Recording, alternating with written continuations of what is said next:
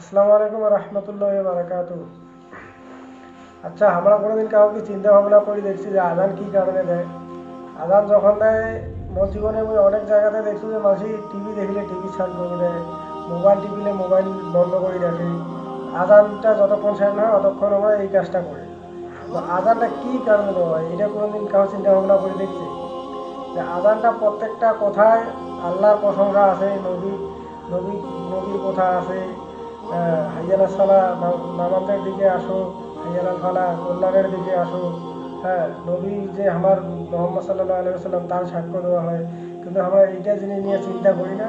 আমরা মোবাইল দেখলে মোবাইল বন্ধ করে রাখি, টিভি দেখলে টিভি সাউন্ড কমে দিয়ে রাখি, কিন্তু যে নামাজের জন্য যে দাওয়াত দেশে এটা নিয়ে আমরা দেখি না। প্রত্যেককে যদি চেষ্টা করি যে এই নামাজটার জন্য, যেহেতু মহজ্জন ডাকা আছে, টিভি টক সব বন্ধ করিয়ে যদি মহজ্জনের কথায় সাড়া দিই তাহলে সব থেকে ভালো।